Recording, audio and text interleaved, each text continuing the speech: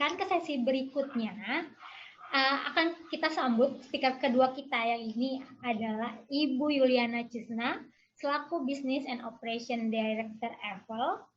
Dan beliau sudah berpengalaman di bidang bisnis kurang lebih 15 tahun. Hari ini beliau akan membawakan topik Programmatic Campaign Overview for Brand Business and App Marketing. Silakan Bu Yuliana, sudah siap presentasinya? Terima kasih Desita. Sama-sama Ibu. Kita lanjut ya. Baik, boleh silakan. Jujur sebenarnya materi yang disampaikan sama Pak Kevin juga memang sangat menarik gitu ya. Saya melihat bahwa benar secara bisnis kita harus lihat dulu channel mana yang kira-kira bisa kita manfaatkan secara gratis gitu ya, sambil melihat potensi mana yang bisa dikembangkan gitu. Oke, saya share screen ya. Oke, bentar.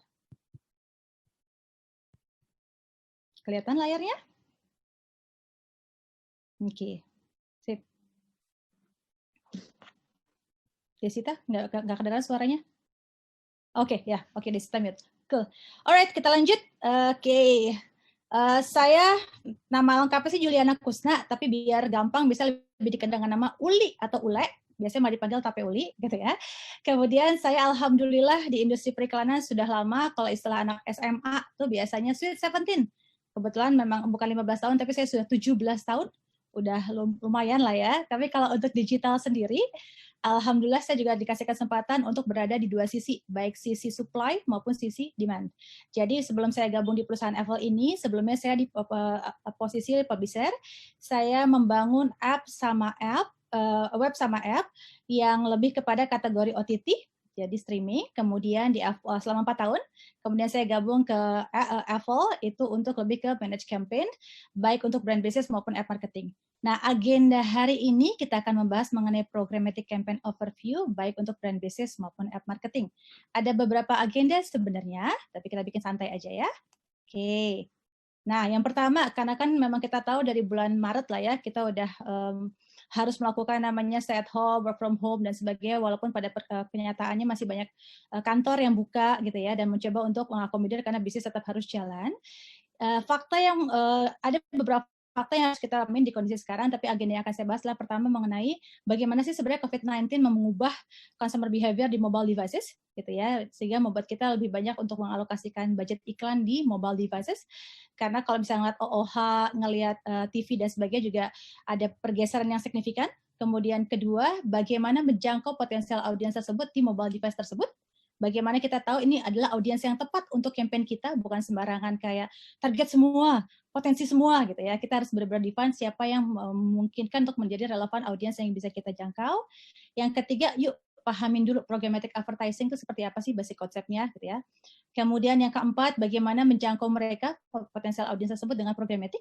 Kemudian yang kelima, sebenarnya apa sih keuntungan advantage dari programmatic advertising ini? Apakah result apa yang bisa kita bawa?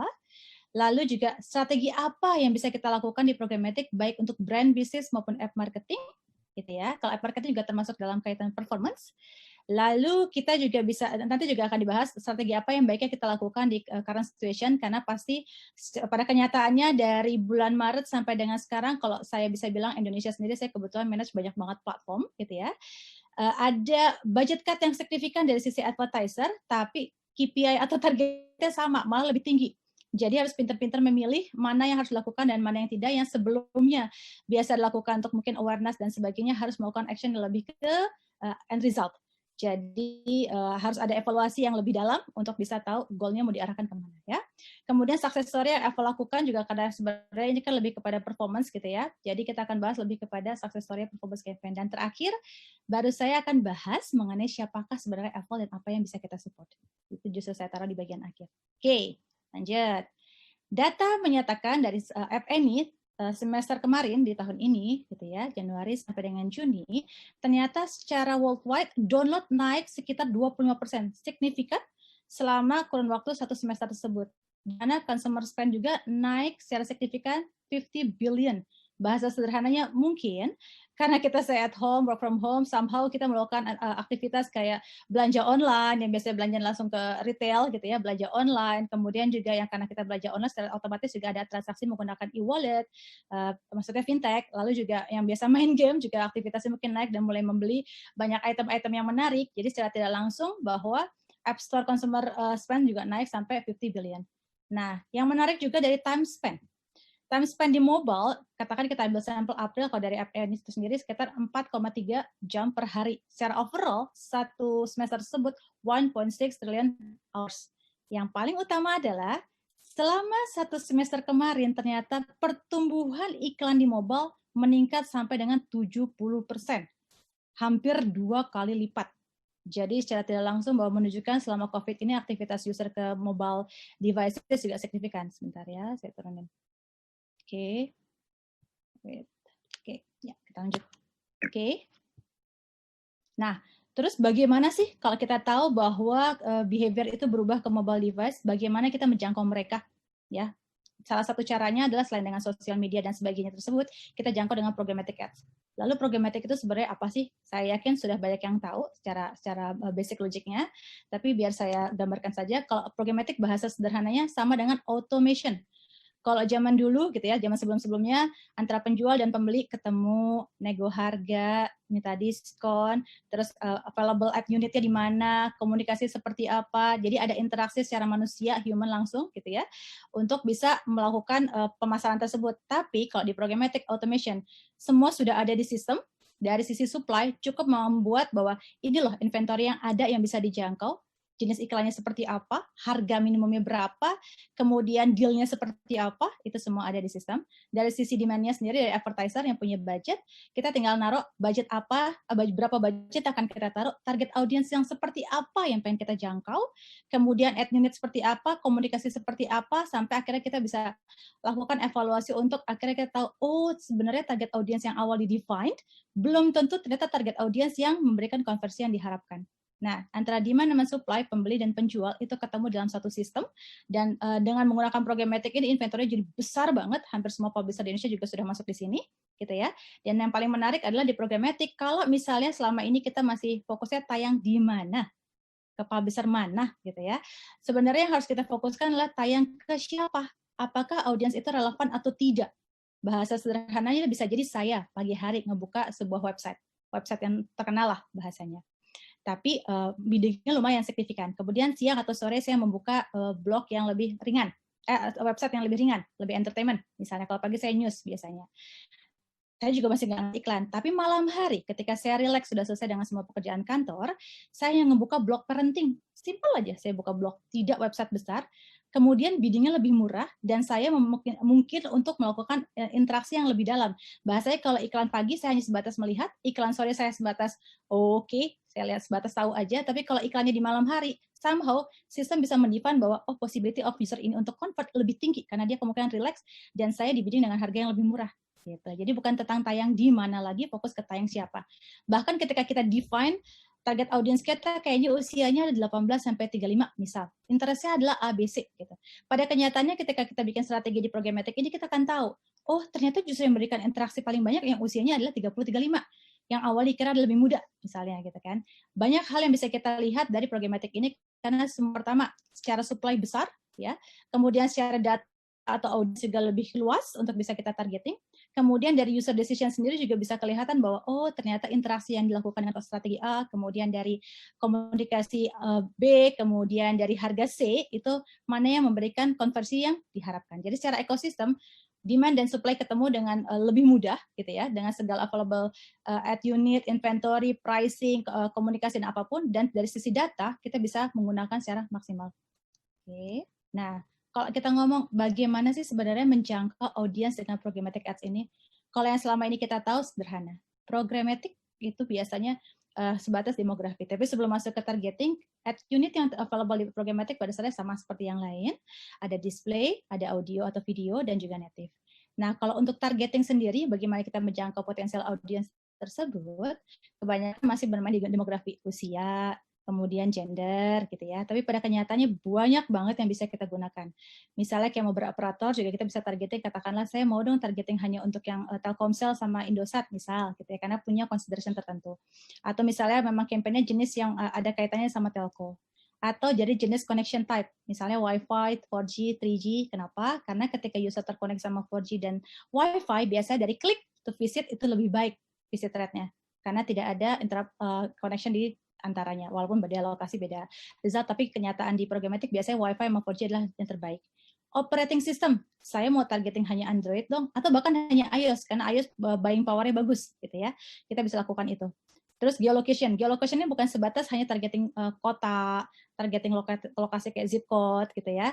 Melainkan geolocation-nya bisa sampai dengan saya mau dong targeting semua rumah sakit di Indonesia tanpa harus tahu nama rumah sakit ya. Cukup ketik hospital, langsung ketahuan ada misalnya 8.000 rumah sakit di Indonesia. Kenapa harus menargetkan rumah sakit? Misalnya ternyata punya komunikasi untuk lebih kepada produk yang kesehatan. Gitu. Atau misalnya mau targeting usia di bawah 18 tahun, karena sebenarnya kan jarang yang bisa di bawah 18 tahun, walaupun pada kenyataannya programmatic sudah memungkinkan untuk usia 13 sampai dengan 18, kita bisa targeting school, tapi di current situation mungkin untuk school masih berbeda lah ya. Atau targeting mall, airport, atau misalnya train station, banyak banget yang bisa kita manfaatkan. Kenapa? Karena relevansinya lebih kuat. Ketika komunikasi pun dibuat berbeda-beda untuk setiap lokasi yang pengen ditargetkan, itu akan lebih kuat untuk action rate yang dilakukan oleh user. Gitu. Terus seandainya ada keinginan untuk membedakan antara web sama app, karena yang satu kampanye adalah untuk lebih ke mobile app misalnya, bahasanya klik tuh buka aplikasinya, atau bahasanya hanya fokus untuk yang web traffic. Nah ini bisa juga ditargetkan. Publisher, pengen targeting saya tetap mau targeting spesifik publisher dong, top 10 yang di Indonesia, bisa. Di programmatic bisa lakukan. Jadi nggak perlu ngejangkau si publisher itu satu-satu manual, nggak perlu gitu ya, kecuali ada deal khusus. Nah ini di programmatic bisa jangkau, saya mau dong 10 top 10 publisher ini untuk ditargetkan dengan tetap audience targetingnya. Kenapa? Karena kalau misalnya langsung dengan publisher, katakanlah publisher ini punya inventory sangat besar, kemudian juga punya profiling user dia juga sangat bagus, tapi pada kenyataannya belum tentu traffic atau inventory yang besar tersebut dengan audience yang dia define atau dia profiling itu memberikan relevansi terhadap campaign yang kita jalankan. Nah, dengan cara programmatic dengan tetap targeting publisher itu akan bisa tahu, oh ternyata publisher yang kategorinya misalnya news versus untuk yang entertainment versus lagi untuk yang bisnis, yang paling relevan ternyata yang bisnis. Walaupun yang punya nama adalah yang news sama entertainment, ternyata yang memberikan konversi terbaik adalah bisnis, gitu ya. Jadi ada banyak hal yang bisa kita gali di this programmatic campaign. Kemudian targeting spesifik headset, saya hanya mau Samsung dong, Oppo dong, itu bisa. Bahkan spesifik seri, kalau misalnya memang tujuannya untuk kayak bundle sama device tersebut. Gitu. Jadi banyak hal yang bisa digunakan. Kemudian lookalike, audience lookalike. Misal, ketika di current situation pandemic ini, katakanlah orang mulai belanja online secara signifikan, lakukan transaksi di e-commerce. Kemudian secara tidak langsung ada fintech, misalnya dari banking lah ya, gitu. Dia pengen mencoba untuk membuat lebih banyak audience user acquisition dan dia menargetkan adalah e-commerce audience. Padahal dia fintech. Kenapa? Karena secara tidak langsung orang yang melakukan transaksi secara online, belanja online, biasanya dia punya e-wallet, entah GoPay, OVO dan sebagainya lah ya itu. Jadi dia melihat adanya kemiripan user yang bisa digunakan instead of dia cuma hanya menargetkan fintech audience. Gitu. Kemudian juga seandainya punya data sendiri, first party juga bisa digunakan, atau third party kayak di MP, atau kalau punya data device ID itu sebenarnya lebih kayak ketika sebuah Android sama iOS itu biasanya akan ada namanya, kalau misal di Android GAID, Google Advertising ID, itu unik sekali. Jadi kalau misalnya user ngelihat iklan di browser, ketika dia klik yang hanya didapat adalah cookie ID. Tapi ketika dia melakukan interaksi di app dan sebagainya, kita bisa tahu behavior device tersebut mewakili si user itu berdasarkan user ID-nya dia. Jadi bisa dicoba seandainya kalian punya akun sosial media lebih dari satu, gitu, misalnya Instagram, satu akun pribadi, satu akun sosial, kemudian kalian melakukan interaksi sebenarnya adalah untuk yang akun bisnis, misalnya kedua, yang bukan pribadi.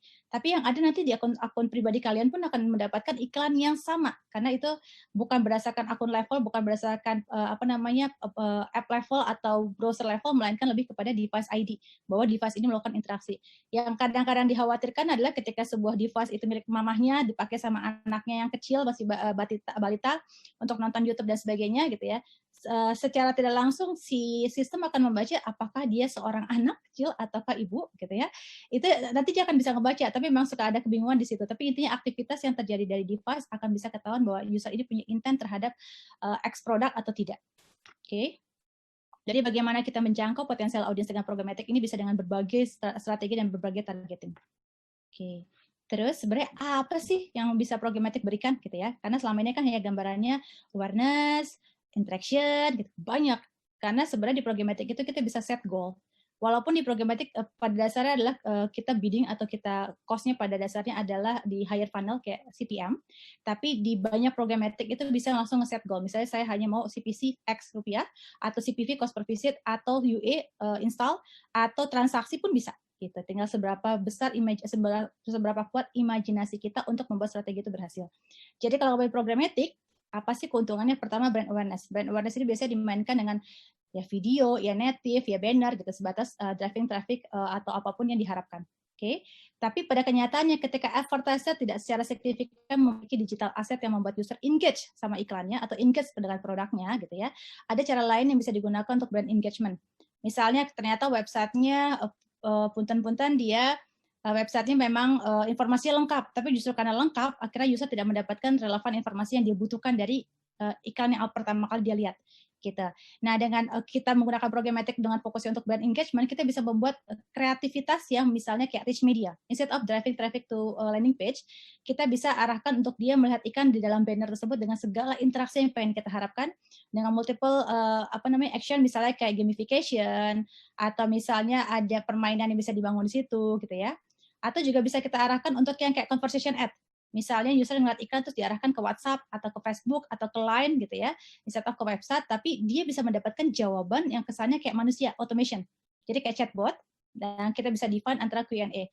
Kenapa ini dibutuhkan? Karena jangan sampai kita udah jalankan campaign di programmatic udah dengan brand awareness tahun misalnya gitu ya, sebatas hanya pakai TVC, video atau apapun jenis kreatif atau communication-nya, terus usernya sebatas masuk ke halaman tujuan, sudah kita nggak tahu ukurannya apakah itu campaign berhasil atau tidak, apakah dia brand awareness sama engagement-nya juga kuat atau tidak, terukur atau tidak untuk evaluasi strategi selanjutnya.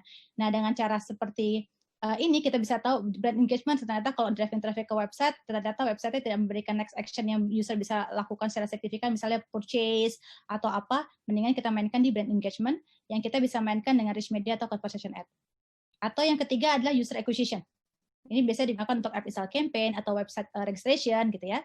Karena baru kemarin saya support campaign otomotif di mana per Maret itu toko kan banyak, jadi dia otomotif yang kebetulan motorcycle harganya signifikan mahal di atas 300 juta. Dia bingung karena tokonya tutup, kemudian dia pengen tetap bisa ada test ride karena motor gitu ya, tapi test ride-nya dilakukan sampai ke rumah, diantar motornya ke rumah untuk mereka test ride. Awalnya dia bingung kalau toko tutup gimana ceritanya komunikasi dilakukan, sedangkan orang juga tidak ada di jalan dan sebagainya, karena kan waktu itu kondisinya lagi kayak lockdown. Nah, yang dilakukan adalah kita lakukan CPL, cost per lead, yang dimana untuk online registration kita cari nih user mana yang relevan kira-kira akan convert.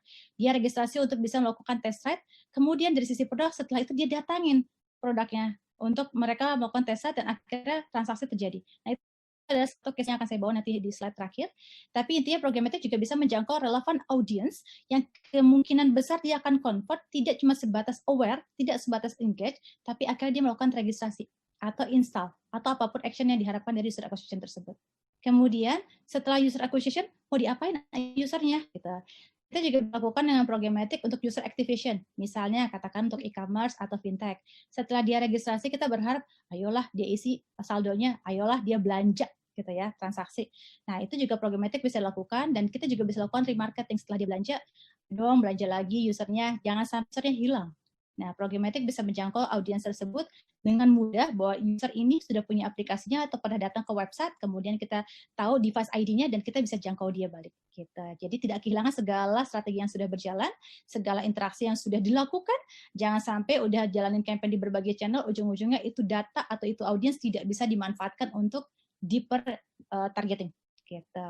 Kemudian di programmatic juga jangan sedih, nggak cuma online purchase yang bisa kita ukur, offline purchase juga bisa. Jadi kalau misalnya online purchase, bahasa sederhananya di programmatic kita bisa targeting untuk yang relevan audience segment, misalnya e-commerce audience, gitu ya.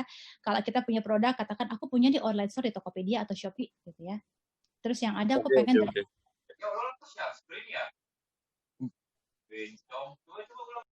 sebentar, oke. Terus misalnya kita punya online store di e-commerce gitu ya, kita pengen driving user ke toko tersebut. Kita bisa arahkan tuh, kemungkinan besar dia adalah user yang suka belanja online. Kita cari tuh audiens segmennya yang adalah online shopper. Tapi untuk membuat kita kampanye berhasil, jangan lupa ketika kita datangkan seorang user ke sebuah toko, pastikan display tokonya menarik, pastikan harga tokonya bagus, pastikan promosinya juga bagus. Jangan sampai ketika user sudah masuk ke situ, dia ngelihat, ya harganya sama kayak offline, belum lagi harus bayar ongkir dan sebagainya. Dan ternyata secara benefit juga tidak signifikan, belum lagi pakai lama untuk diantar gitu ya.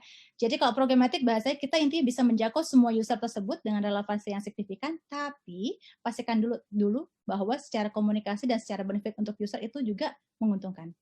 Nah, untuk offline purchases gitu ya, gimana ceritanya kita bisa tahu dari exposure iklan online, mau sosial media, mau programmatic, mau apapun channelnya, mau Facebook, mau Google dan sebagainya, gitu ya bahasanya. Bagaimana kita bisa tahu akhirnya dia datang ke toko atau ke titik yang kita harapkan. Misalnya FMCG, dia pengen sebenarnya dia datang nggak sih ke Alfamart, Indomaret dan sebagainya, atau misalnya saya campaign McD misal gitu ya, saya pengen bahwa tolong targeting audiens yang datang ke kompetitor saya, KFC, Domino's, Pizza Hut, semua datangkan ke titik saya, dan saya pengen tahu benar nggak sih kampanye berhasil, benar nggak sih tuh usernya atau device ID datang ke titik yang saya harapkan. Itu bisa, kita bisa tracking footfall. Jadi programmatic itu udah kaya banget, nggak cuma O2O, nggak cuma online to online, tapi juga online to offline. Gitu. Baik awareness, engagement, acquisition, remarketing, online purchase maupun offline purchase.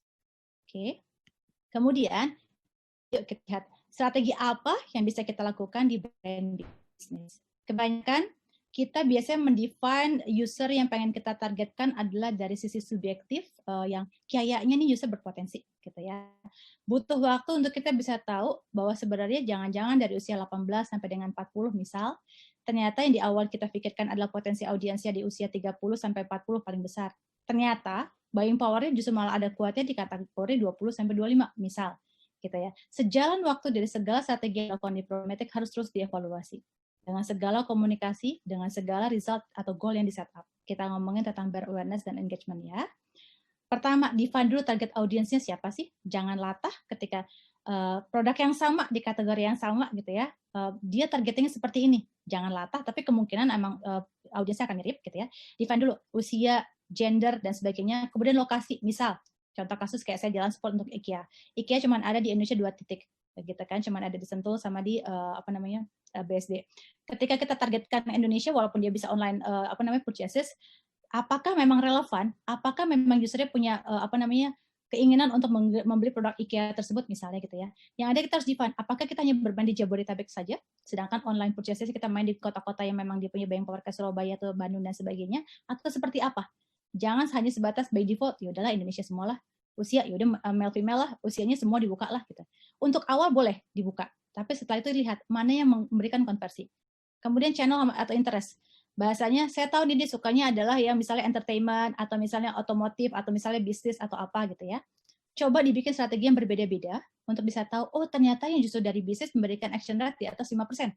Ternyata untuk yang use sama entertainment mungkin karena iklan juga banyak di kategori channel itu, ternyata action rate-nya cuma di bawah 1%, misal. Nah, di situ tinggal dioptimize. Kemudian jika possible, karena di industri ini banyak sekali data partner atau data management platform di MP, pasti usahakan untuk bisa menggunakan data mereka karena mereka rajin membuat audience segmen dari setiap interaksi iklan yang terjadi di ekosistem ini. Jadi misalnya contohnya ketika kita enable data partner, kalau saya sendiri dari Evol ada namanya MDMP, itu kita punya banget audience segmen lebih dari 30, misalnya online shoppers yang benar-benar suka belanja banget gitu ya. Kemudian frequent travelers atau business travelers atau automotive enthusiast, music lovers, banyak banget. Apa bedanya dengan sebatas targeting interest aja gitu atau targeting publisher type aja? Signifikan berbeda karena bisa jadi audiens tersebut punya interest terhadap misalnya otomotif, tapi dia tidak lagi buka publisher yang berhubungan sama otomotif gitu. Atau bahasanya audiens tersebut memiliki scoring yang memang signifikan untuk memberikan konversi. Jadi ketika kita enable data management platform atau data partner ini, kalian akan mendapatkan relevansi audiens yang lebih kuat. Karena pada saya ketika programmatic kan kita biddingnya ada di higher funnel which is CPM gitu ya. Kalau misalnya targeting yang nggak precise, ujung-ujungnya resultnya akan lebih kayak harga jatuh di eCPA-nya atau eCPX-nya gitu ya, itu akan signifikan. Sedangkan kalau misalnya bahasanya dengan CPM yang sama, tapi tambahin sedikit untuk audience targeting, ternyata resultnya jauh lebih baik. Nah, itu yang akan membuat strategi berhasil. Kemudian yang kedua, define dulu goal-nya apa. gitu kalau di brand bisnis. Kadang-kadang banyak yang saya mau dong driving traffic ke website saya pakai data Google Analytics atau apapun lah ya. Tapi saya mau juga usernya engage sama bannernya, dibikinlah rich media. Yang ada kita harus tahu dulu, kalau fokusnya untuk driving traffic ke desa landing page, mau website, mau app, mau apapun, gunakan standar banner. Karena ketika user melihat informasi dari kreatif tersebut, tinggal diarahkan langsung ke destinasi. Tapi ketika tujuannya adalah saya mau dong usernya engage dengan segala interaksi yang bisa dibangun, gitu, gunakan rich media atau conversation ad. Ini pada perkembangannya WhatsApp juga udah ada WhatsApp chat, Facebook juga ada Facebook Messenger, segala macam. Dan ini benar-benar dengan segala produk bisa bikin kayak misalnya apa namanya, dia juga bisa share kayak file PDF, apapun yang standar chat lah ya. Jadi intinya tidak selalu landing page atau website itu membuat user akhirnya tertarik. Dia pertama tertarik lihat komunikasi bannernya, tapi pas dia masuk ke halaman, isinya cuma gini doang gitu. Atau bahasanya informasi terlalu lengkap. Di mana yang tadi saya mau cari ya gitu. Yang ada dengan membuat itu lebih simpel dengan rich media atau conversation untuk menjawab hanya yang sebatas dia butuhkan, itu akan membuat user lebih baik gitu. Atau sebatas untuk goalnya cuma sebatas video views, completion atau video series dan sebagainya, lebih kebanyak kepada kayak punya TVC atau punya video series yang membuat seru-seruan bahwa value dari produk tersebut tidak sebatas hanya untuk traffic, tidak sebatas hanya interaksi yang di banner, tapi juga bisa di video. Nah, creative communication ini yang paling penting sebenarnya. Dari berbagai campaign yang pernah saya support selama 4 tahun di Apple ini, gitu ya, yang menarik adalah ketika si advertiser mengerti bahwa setiap audiens yang pengen dia targetkan di channel yang berbeda atau segmen yang berbeda, baiknya memberikan komunikasi yang berbeda. Ini contoh kasus, ketika katakanlah ada sebuah telco, dia pengen memberikan banner yang berbeda untuk movie lovers, music lovers, sama social chat. Saya kasih contoh aja, ini sekedar gambaran doang. Jadi ini contoh yang iklannya posisinya adalah untuk yang movie lovers. Jadi ngomongin tentang, dan yang tadi dibilang Mas Kevin juga, usahain untuk kreatif komunikasi kalau brandnya mengizinkan, lebih light, lebih asik, lebih ringan, karena pada perkembangannya user sudah terlalu banyak ngelihat iklan.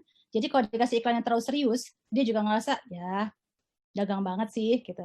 Tapi kalau dibikin komunikasi yang lebih menarik gitu ya, antara yang tadi movie, kemudian musik juga materi iklannya berbeda, kemudian dari kalau ini kayak putusin yang lama, streaming bisa lama-lama, seru-seruan aja gitu. Kemudian misalnya kayak yang social chat itu juga beda lagi, kalau nggak salah tentang bucin atau apa gitu ya. Nah, jadi membuat user kayak dari sekian iklan yang dia lihat di mobile device dia akan ngerasa, ih kok iklannya lucu ya, minimal diklik. Setelah diklik barulah tinggal landing page tersebut memberikan informasi action apa yang pengen diharapkan dari si user. Gitu. Jadi usahakan untuk memberikan komunikasi yang berbeda untuk setiap channel atau segmen yang ingin dijangkau. Kedua, pastikan kalau bisa gunakan komunikasi yang berbeda juga untuk momen yang berbeda. Misalnya, sederhananya kita bikin adalah misalnya hujan atau panas. Ketika hujan, tolong dong, kan itu momennya kayak kalau lagi hujan pengennya makan yang anget-anget lah gitu ya. Ini cuma contoh aja dari si Indomie gitu ya. Gimana ceritanya? Ketika hujan ikannya muncul kedinginan, hangatkan dengan Indomie gitu. Atau dia juga punya komunikasi yang macam-macam gitu ya, dari setiap hujan biasa, hujan deras, sama cuma mendung doang, dia punya komunikasi yang berbeda karena pada perkembangannya di teknologi programatik itu bisa ketahuan temperatur di device segitu dalamnya. Kemudian ketika panas, kasih dong iklan es krim gitu ya, misalnya ini cuma contoh aja, kasih iklan si ice misalnya, terus habis itu diajaklah dia untuk bermain gamification di rich media. Tapi intinya momennya pas lagi cuacanya panas. Jadi relevansinya ada. Kemudian yang paling saya suka ingatkan adalah berapapun budget campaign yang pengen dijalankan, pastikan dulu user atau target audiensnya akan mendapatkan benefit yang signifikan. Karena sekeren-kerennya kita punya strategi atau komunikasi, kalau secara user dia merasa apa untungnya ya, itu akan sangat pengaruhi secara action rate. Jadi pastikan memberikan benefit yang signifikan. Apalagi kalau misalnya pengen jualan ke online store kita. Pastikan bahwa user tahu bahwa ini harganya spesial dibanding offline, mungkin free ongkir, kalau nggak free ongkir juga minimal dia ada special package gitu ya. Kemudian pokoknya benefit yang kira-kira akan dia langsung convert setelah dia ngelihat dan dia ngeklik. Kalau enggak, kita hanya driving traffic tapi habis itu nggak convert karena dia udah masuk ke tokonya tapi dia tidak melakukan action yang diharapkan. Terus yang saya bilang tadi juga usahakan untuk bikin kreatif yang engage. Kenapa? Karena tidak selalu website itu memberikan hal-hal yang menarik buat user. Karena website mencoba menyampaikan semua informasi yang memang standarnya website gitu ya, corporate, tapi kadang-kadang ketika itu pengen spesifik produk, usahakan untuk memberikan engagement kreatif yang membuat user merasa, oke, kalau untuk yang produk ini, berarti jawabannya ini. Untuk produk ini, berarti bisa dapat ini. Gitu.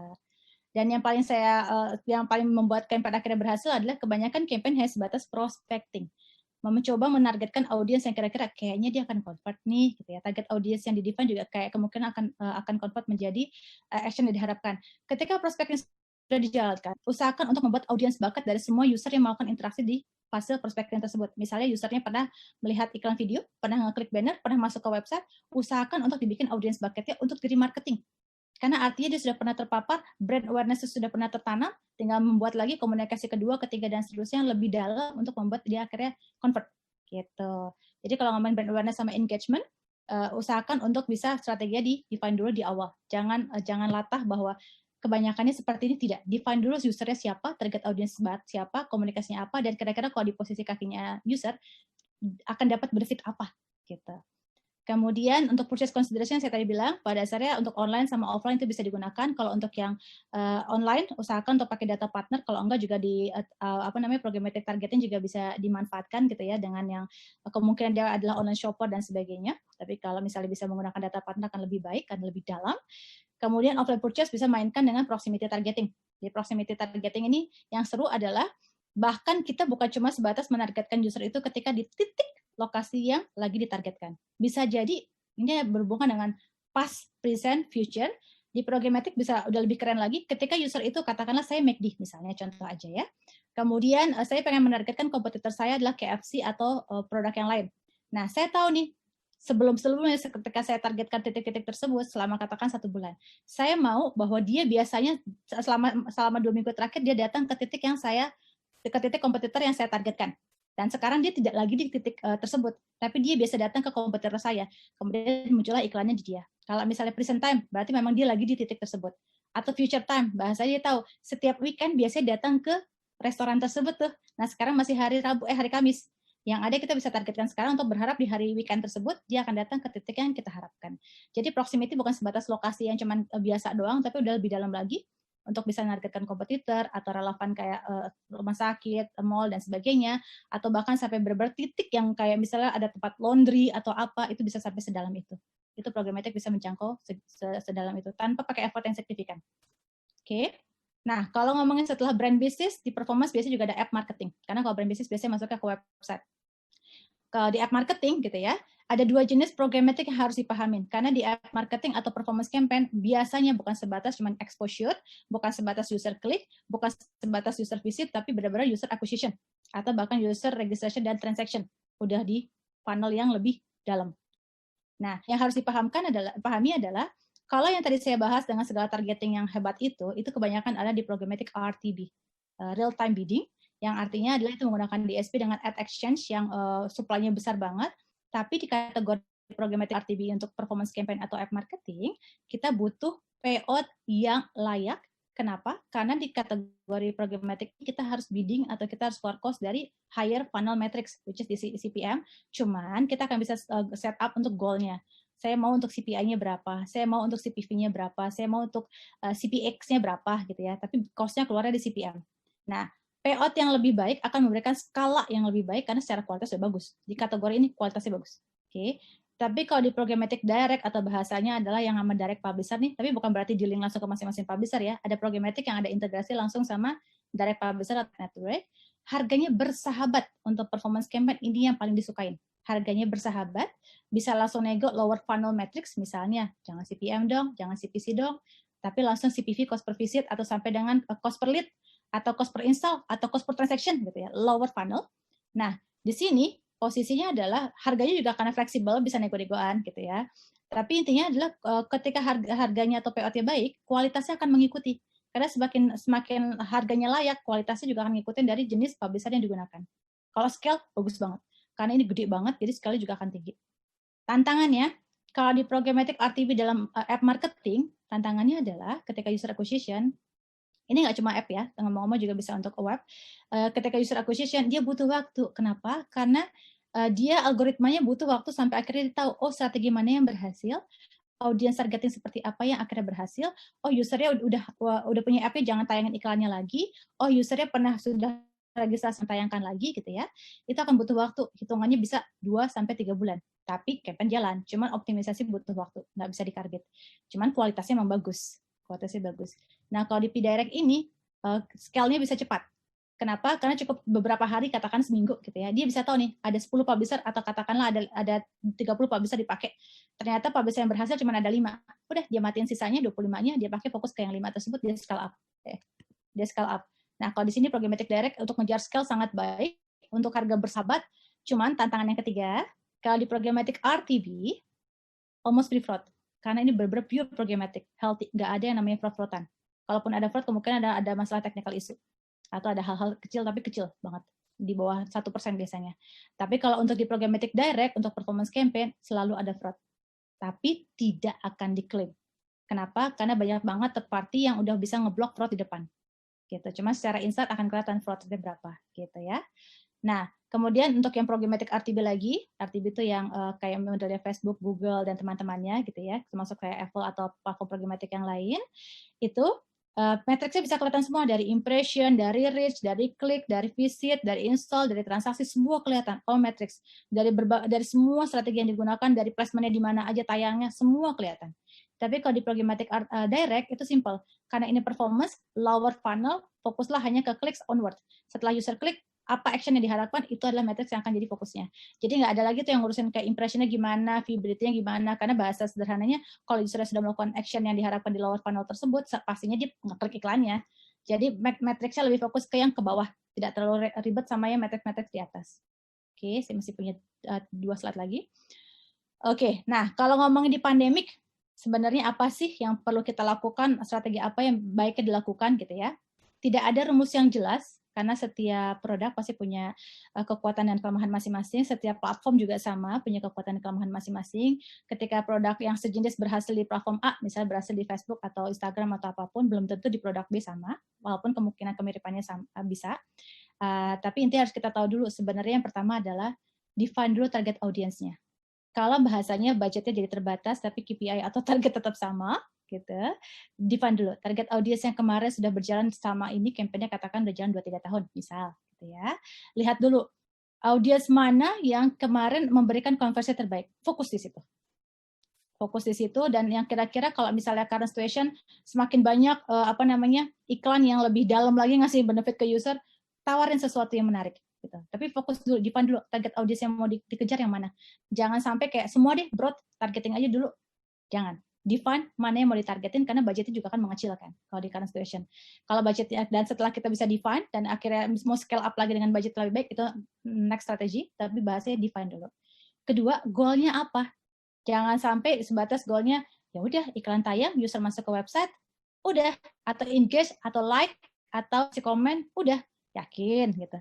Apakah tidak ada goal yang pengen diukur lagi, apakah dia berharap untuk registrasi atau install atau transaksi atau apapun gitu ya. Define dulu goalnya apa, karena nanti dengan goal ini kan ketahuan. Oke, berarti ketika goalnya adalah ABC, kemudian bikin strategi di Programmatic, akan kelihatan tuh, oh potensial audiensnya seperti apa, delivery-nya seperti apa, dan setelah jalan campaign pun akan kelihatan tuh, nanti ada notifikasi di sebelah kanan, dari supply mana, dari strategi mana, dari action mana yang memberikan hasil yang maksimal untuk akhirnya strategi diubah, terus dioptimize. Nah, yang tadi saya bilang, nomor 3, pastikan dulu sebelum mau bahasanya, saya mau spend budget marketing, katakanlah 1 miliar, misal ya, namanya optimize, 1 miliar. Sebelum masuk untuk ke budget marketing yang 1 miliar itu, pastikan dulu usernya dapat benefit apa. Kadang-kadang kalau misalnya contoh performance campaign, karena kita kebanyakan yang ngomong performance campaign, katakanlah bahasanya saya pengen dapat harga yang murah untuk cost per lead, gitu ya. Tapi usernya cuma dikasih benefit ketika dia melakukan registrasi ya sebatas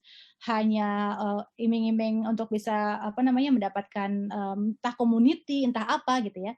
Pastikan bahwa usernya akan punya intent atau punya keinginan untuk aku mau register gitu. Karena kenapa dia dapat benefit A, B, C gitu. Pastikan budget marketing itu arahkan ke situ dulu sebelum melakukan strategi campaign. Kenapa? Karena kalau misalnya udah bakar duit, jalanin campaign, tapi ternyata user ngerasa, ya biasa banget deh, gitu. Sayang. Ini yang paling utama. Kemudian kalau bisa yang tadi saya bilang, bikin iklan yang personalized. Kalau misalnya lebih keren lagi, kalau di kasus retargeting, ketika kita ngeklik sebuah iklan, gitu ya, nggak lama kemudian, biasanya 10 menit kemudian kita akan dikejar-kejar iklan yang entah itu sama, entah itu dari brand yang sama tapi jenis produk yang berbeda, atau dari kategori yang sama tapi brand yang berbeda. Dikintilin mulu, gitu. Nah, dan ketika kita ngeliat iklan itu antara user yang A sama B akan ngeliat iklan yang berbeda, bukan banner yang sama, bukan komunikasi yang sama, tapi berbeda. Nah, posisinya pastikan dulu kita tahu siapa sih sebenarnya audiens yang kita pengen targetkan. Misalnya kita punya 5 channel yang mau ditargetkan, bikin 5 komunikasi yang berbeda, lihat hasilnya kita bikin personal kreatif yang kreatifnya sama aja kayak banner aja gitu ya, cuman gimana ceritanya komunikasi antara yang music lovers, entertainment, atau misalnya otomotif, atau business person, atau travelers, atau apapun gitu ya, atau yang food lover gitu ya, pasti kan berbeda gitu. Kalau misalnya ternyata aku cuma satu segmen Mbak, gunakan untuk usia yang berbeda. Misalnya usia kalau misalnya food lover, katakanlah kalau yang ini bahasanya lebih youth, yang ini bahasanya kayak lebih dewasa, yang ini bahasanya lebih uzur gitu ya. Gunakan bahasa yang lebih asik atau yang lebih masuk ke kategori mereka. Itu akan memberikan konversi yang baik karena cost akan tetap sama, bidding akan tetap sama, tapi action akan membutuhkan strategi ini. Kemudian ketika di current situation gitu ya, baiknya fokus kepada performance platform. Kenapa? Hanya fokus kepada yang kira-kira bisa ngasih lower funnel conversion. Jadi bukan sebatas awareness, engagement yang biasa, melainkan yang lebih dalam lagi. Saya mau dong yang hanya kayak penyelenggara acara ini gitu ya. Saya mau dong hanya yang successful registration. Saya mau dong successful transaction gitu ya. Gitu. Jadi fokus ke yang performance karena kalian harus bisa pintar-pintar memilih platform mana yang signifikan. Kadang-kadang kebanyakan advertiser menggunakan platform yang paling banyak dipakai karena itu yang paling common dan kelihatan keren. Seperti saya tadi bilang lagi, kalau misalnya kita pakai ada sosial platform Facebook, Google segala macam itu paling keren lah bahasanya gitu ya. Tapi apakah itu relevansi terhadap campaign kita signifikan? Apakah mau mengambil resiko ketika kita keluar cost di lower funnel padahal kita costnya budgetnya di cut? Apakah bisa ada platform lain yang fokusnya ke lower funnel gitu ya, di set of higher funnel? Nah itu yang harus benar-benar di mapping. Gitu. Tanpa kehilangan bahwa iklan tayang tetap di top channel sama tetap gitu. Tapi bahasanya coba spend katakanlah 70% atau 60% fokus ke lower funnel atau performance platform. Jadi kalian tidak akan kehilangan apapun audiensnya. Karena ketika lower funnel itu terjadi, otomatis yang higher funnel akan ikut ke expose. Kemudian yang tadi saya bilang ini coba dealing untuk di payout yang lower funnel. Bukan lower payout, tapi lower funnel ya. Karena tetap pada dasarnya payoutnya harus tetap layak desain. Gitu. Lower funnel itu maksudnya kayak antara impression, klik, visit, kemudian install, registrasi, transaksi. Nah, pilih di mana yang kira-kira kalian nyaman, tapi nggak langsung ke dalam banget. Gitu, karena ada fase yang harus dijalankan. Coba dealing dengan lower funnel book unit dengan platform yang performance. Gitu ya, di mana harga itu akan bukan berdasarkan tebak-tebakan, tapi harga itu akan mengacu kepada asli data kalian dari produk tersebut, berapa sih conversion benchmark, misalnya, katakanlah pengen jalanin campaign cost per lead, misalnya gitu ya, ke website, registrasi online. Ternyata dari data selama Google Analytics Januari sampai dengan bulan September kemarin, katakanlah ada 500.000 visit atau session yang masuk di Google Analytics produk tersebut. Ternyata yang melakukan online registration, ternyata dari 500.000 itu cuma ada katakanlah misalnya 1.000. Berarti dari 1.000 dibagi 500.000, itulah CVR yang asli dari produk tersebut, tinggal dihitung matematiknya berapa payout yang masuk ke sini. Gitu. Dan yang paling penting tentunya jangan sampai walaupun automation, walaupun programmatic itu keren banget, cukup setup targeting dan sebagainya, terus udah biar mesin yang jalan, enggak juga. Harus ada evaluasi yang secara dengan rajin-rajin ngecek hasilnya gitu ya, terus lihat strategi mana yang delivered, mana yang dari source ad exchange mana, terus telco apa, kemudian strategi apa yang CPA-nya itu paling baik, itu yang dioptimize atau scale up, kemudian reduce yang tidak berhasil. Jangan sampai bakar duit tanpa ngeliat hasilnya dan optimize. Oke. Nah, terakhir saya pengen sebelum yang ini contoh case study aja, success story yang Apple jalankan. Saya langsung fokus ke performance. Misalnya kayak app marketing. Ini kategori gaming, kita support banyak banget gaming di Apple ini. Yang biasanya hanya sebatas daily install, paling berapa sih sehari? 1.000, 3.000 gitu ya. Di kategori gaming, ketika campaign-nya adalah terus berjalan dan algoritma terus berkembang gitu ya, atau mendapatkan data yang lebih kaya, kita bisa deliver khususnya kayak Free Fire ini sehari 120.000 install. Saking inventory besar banget di programmatic gitu ya, dan baik programmatic direct maupun programmatic RTB, dan saking campaign-nya udah berjalan selama lebih dari 1 tahun. Gitu. Jadi algoritma juga cukup kaya untuk bisa tahu ini gamers nih, dia akan convert nih, nggak cuma lihat iklan, nggak cuma ngeklik, dia akan convert gitu.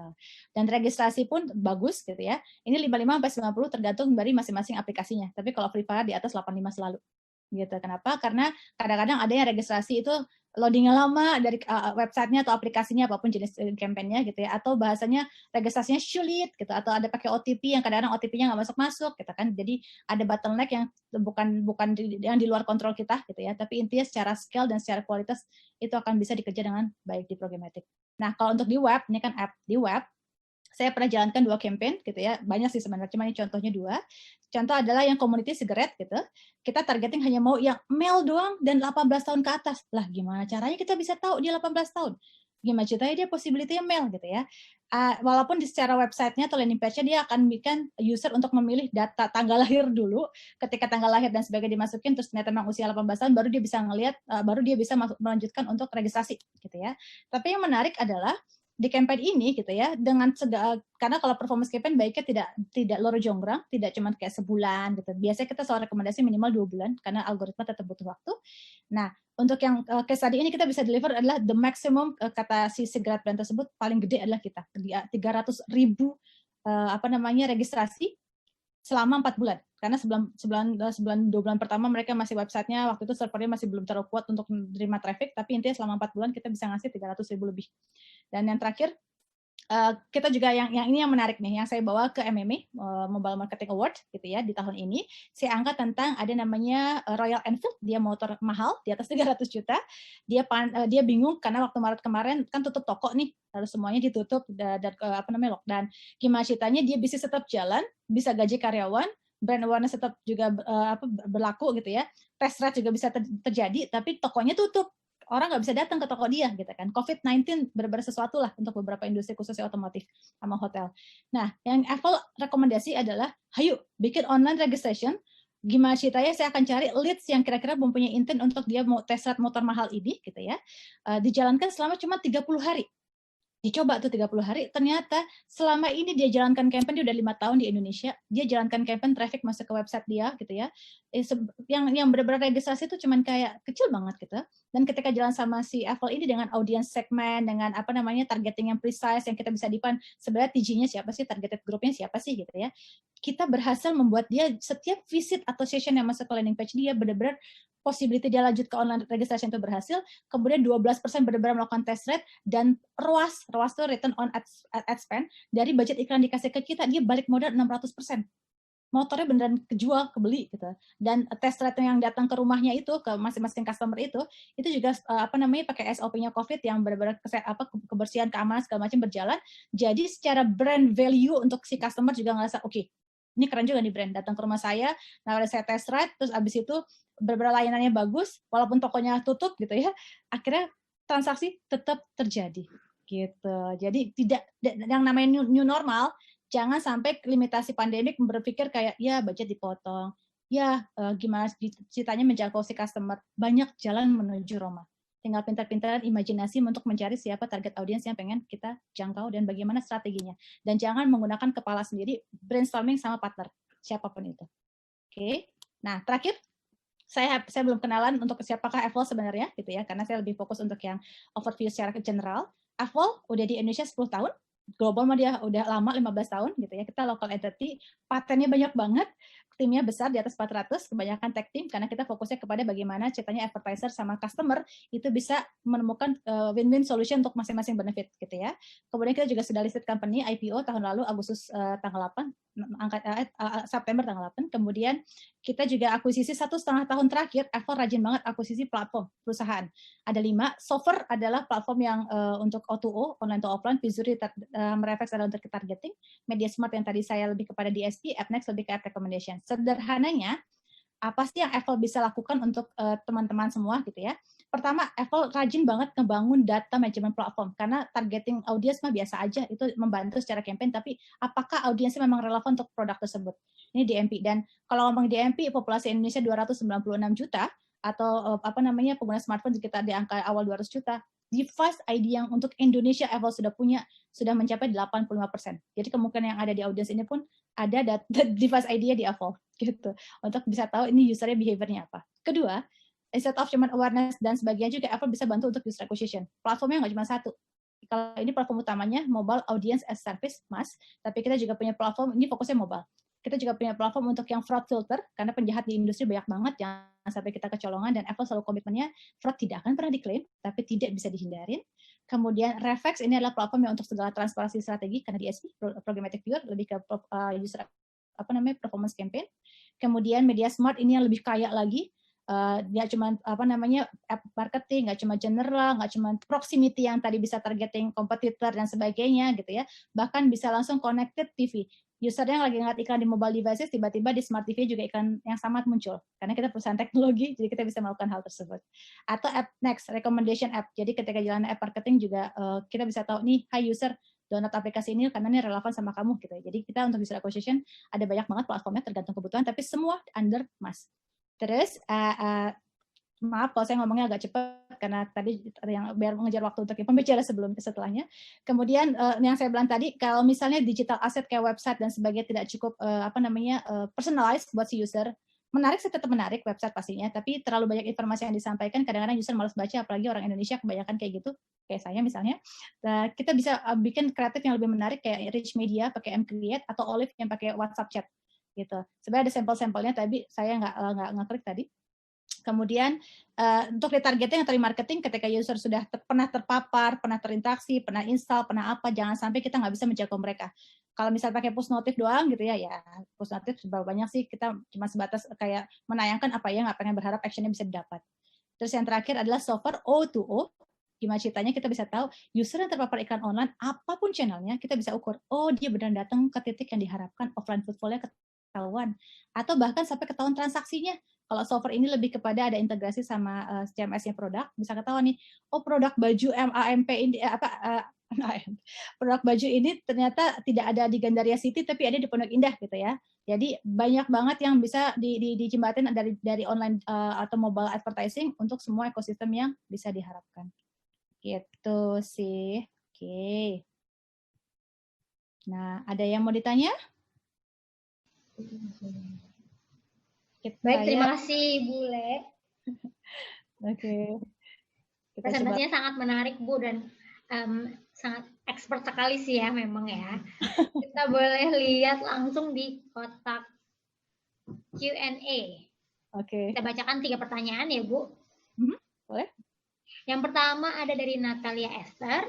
Selamat sore Ibu Yuli. Saya Esther dari Makassar. Mau bertanya bagaimana caranya strategi iklan yang baik di saat pandemi sekarang ini sesuai dengan posisi saya sebagai marketing developer. Terima kasih.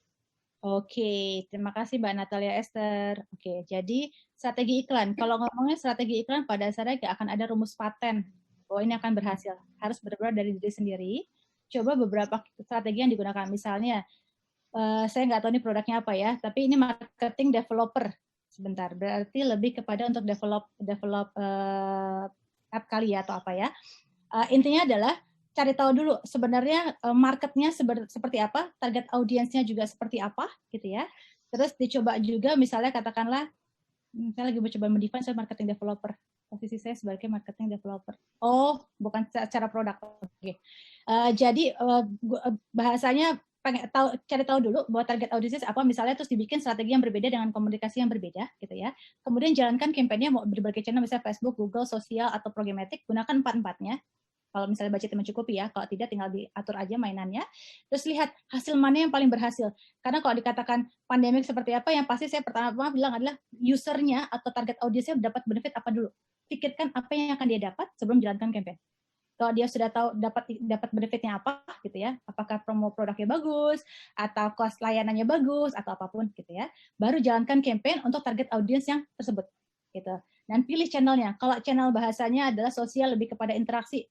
Berarti untuk performance, kalau goalnya adalah performance, berarti saya cari platform yang performance, entah yang penyelenggara acara ini, yang straight atau siapapun gitu ya, colek mereka. Saya mau dong, cobain dong jalan campaign ini. Jadi katakanlah dari budget 100% mungkin bisa dicoba 50 atau 40% untuk yang awareness, 60% yang performance. Ketika lihat resultnya ternyata performance lebih berhasil, alihkan ke semua ke sana. Karena pada dasarnya ketika user melakukan konversi, otomatis pasti ada exposure yang terjadi di campaign tersebut. Ada iklan yang tayang, ada user yang ngeklik dan sebagainya. Jadi higher funnel-nya tetap kelihatan, sedangkan bayarnya di lower funnel.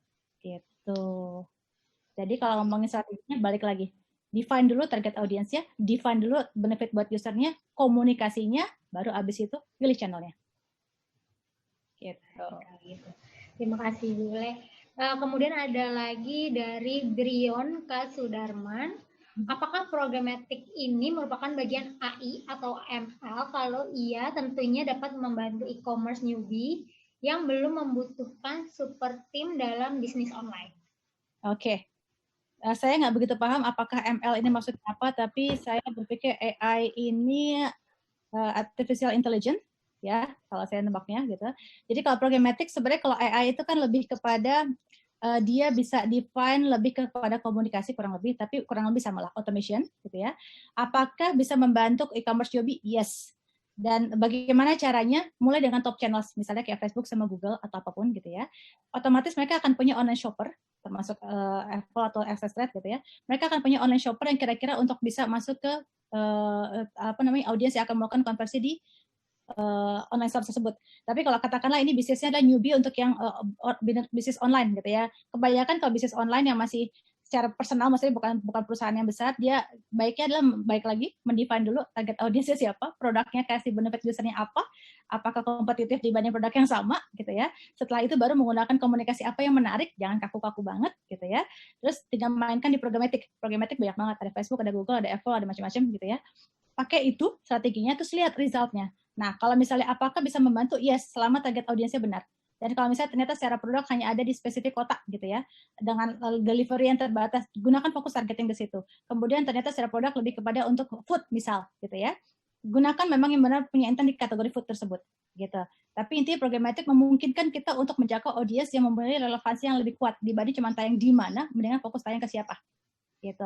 Dan kalau misalnya newbie kan pada dasarnya nggak mungkin belum sampai ke level penggunaan DMP gitu ya, tapi minimal pasti ada lookalike audience yang bisa kita manfaatkan bahwa dia kemungkinan adalah e-commerce audience gitu.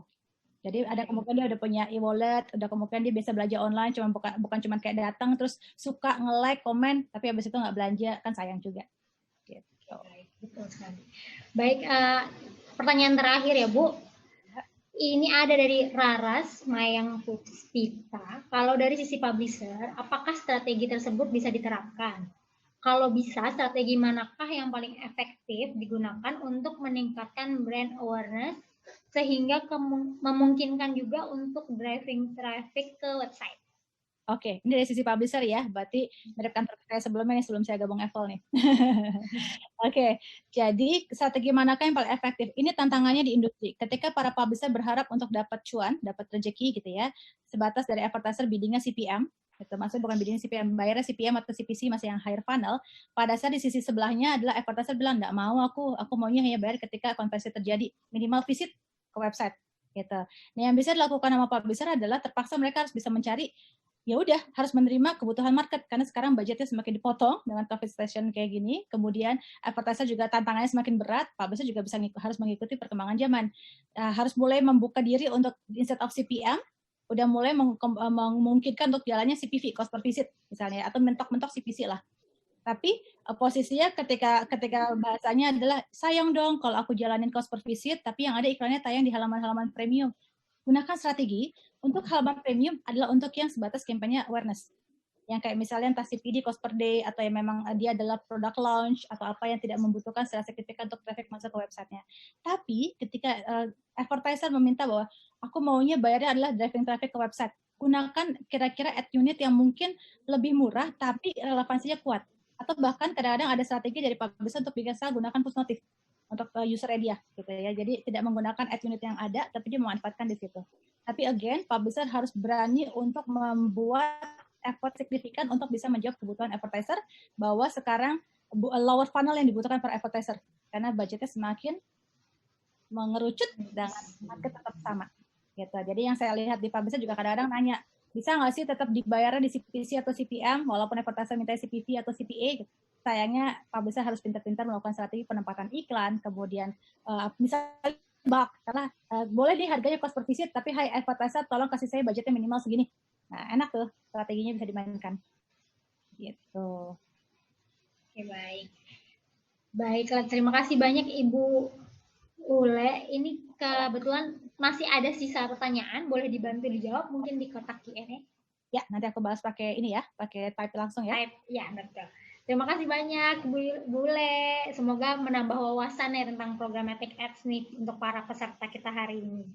Sama-sama. Baik. Mantul. Terima kasih Bu. Sama. Baik.